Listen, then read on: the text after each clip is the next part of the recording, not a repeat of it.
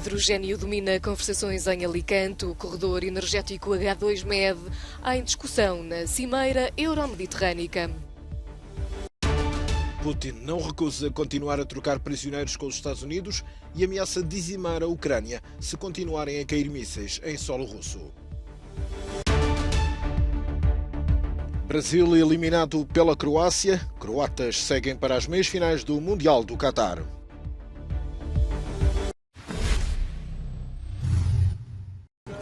O hidrogênio domina as conversações da nona Cimeira Euromediterrânica que decorre em Alicante.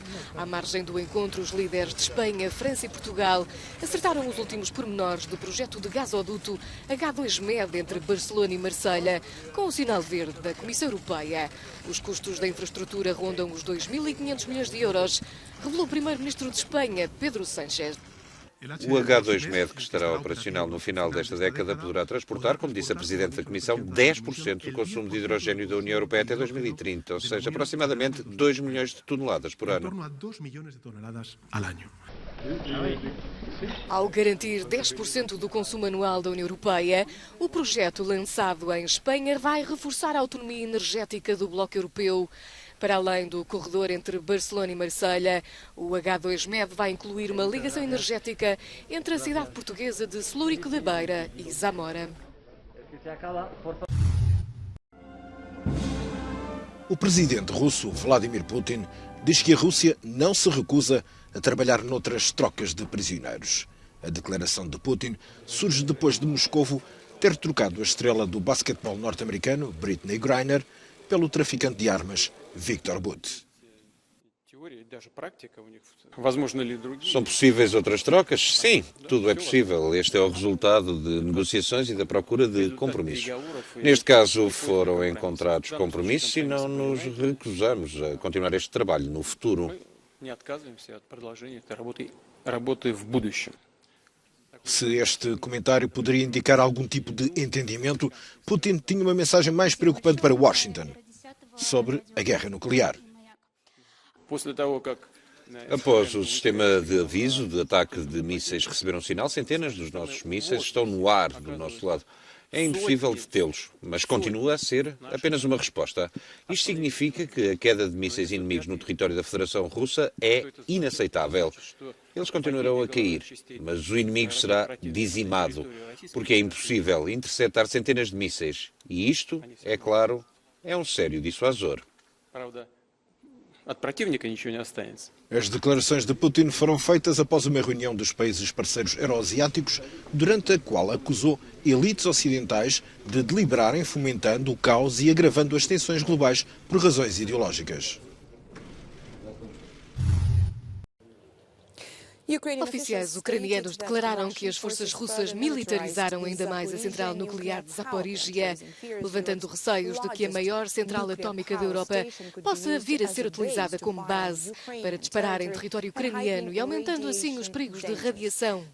A Agência Estatal Ucraniana de Energia Nuclear, Energoatom, informou que as forças russas transferiram vários sistemas de lançamento de rockets Grad perto do reator número 6 e da zona de armazenamento de combustível da central nuclear. O Instituto para o Estudo da Guerra pronunciou sobre imagens anteriores, confirmando que as forças russas armazenaram equipamento militar, incluindo munições, porta-aviões blindados, armas antiaéreas e outro tipo de armamento no perímetro da central. A instalação de novo equipamento na central nuclear de Zaporizhia pode ser uma tentativa para terminar com a especulação feita pelos bloggers russos que escrevem sobre a guerra, sobre uma possível retirada russa da central, que o Kremlin negou 2 vezes nos últimos 10 dias. A Energoatom declarou que as forças russas provavelmente planeiam utilizar os sistemas Grad para atacar Nikopol e Mahanets, já perto dos alvos diários dos bombardeamentos russos. A central nuclear de Zaporizhia tem estado sob domínio russo desde os primeiros dias da guerra, embora o risco de desastre nuclear seja reduzido, porque todos os 6 reatores foram encerrados. Os especialistas disseram que ainda é possível a libertação de radiações perigosas. A Rússia considerou Ilya Yashin, um dos principais líderes da oposição do país, culpado de denunciar crimes de guerra no norte de Kiev. Yashin foi acusado de espalhar informações falsas sobre as Forças Armadas Russas, motivado pelo ódio político. O Ministério Público pede 9 anos de prisão, a sentença mais longa desde que a lei que pune a divulgação de informações falsas foi aprovada no início da invasão em fevereiro. Segundo o tribunal, Yashin cometeu este alegado crime em abril, durante uma emissão em direto no YouTube, na qual fez alegações sobre crimes de guerra cometidos por soldados russos na cidade de Bucha.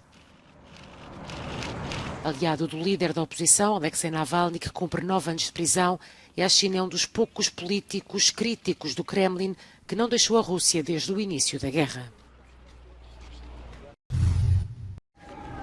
A União Europeia atingiu um novo máximo de despesas com a defesa em 2021. No total, revela o relatório anual da Agência Europeia da Defesa, foram gastos 214 mil milhões de euros, mais 6% que no ano anterior. Apesar deste aumento, o chefe da diplomacia europeia veio esta quinta-feira apelar aos Estados-membros para investirem mais na cooperação. Esta guerra contra a Ucrânia tem sido um despertar brutal para muitos de nós, para todos nós. Tem sido certamente um despertar. Apercebemos-nos de que as nossas reservas militares se esgotaram rapidamente devido a anos de subinvestimento. Permitam-me que diga que sei que a opinião pública prefere pão a canhões, mas há anos que temos falta de investimento.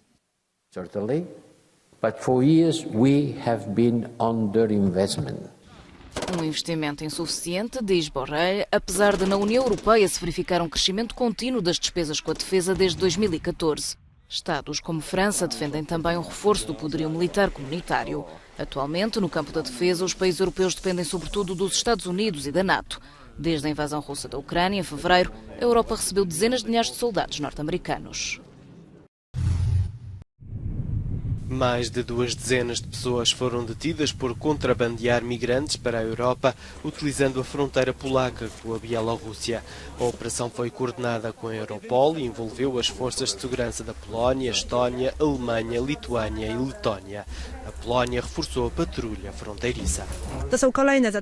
A Guarda da Fronteira já deteve 39 pessoas este ano. Desta vez detivemos os organizadores e membros que operam a vários níveis da hierarquia deste grupo criminoso. Estas pessoas não se conheciam necessariamente umas às outras, nem sabiam quem estava a operar a que nível. Os migrantes iniciavam a viagem na Turquia, daí partiam rumo a Moscovo dentro de um avião. Da capital da Rússia, a rede, agora desmantelada, enviava estas pessoas para a Bielorrússia.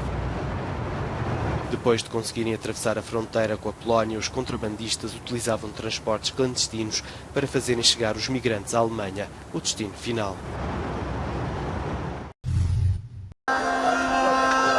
Nas ruas de Lima, reina a tensão depois da destituição do presidente Pedro Castilho pelo Congresso da República e que mergulhou o Peru numa crise política.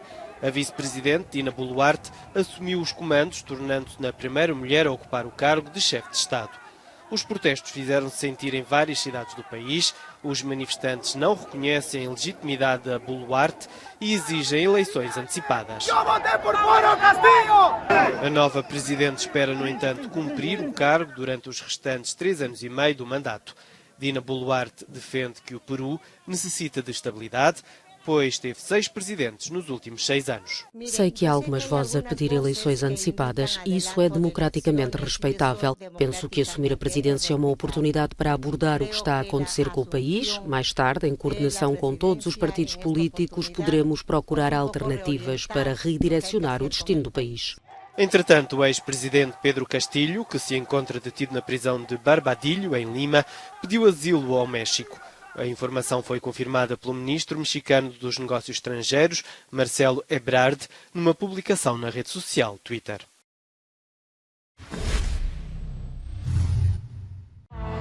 Croácia bate Brasil nas penalidades 4-2 e avança para as meias finais do Mundial de Futebol. Rodrigo e Marquinhos falharam perante uma Croácia 100% eficiente e acabaram por colocar um fim ao sonho do Brasil conquistar o hexacampeonato. Ao fim do tempo regulamentar, o jogo estava empatado 0-0 e os golos só apareceram no prolongamento. O primeiro a marcar foi o Brasil, por Neymar. O gol da Croácia, que obrigou o jogo a ir para penaltis, foi marcado por Bruno Petkovic.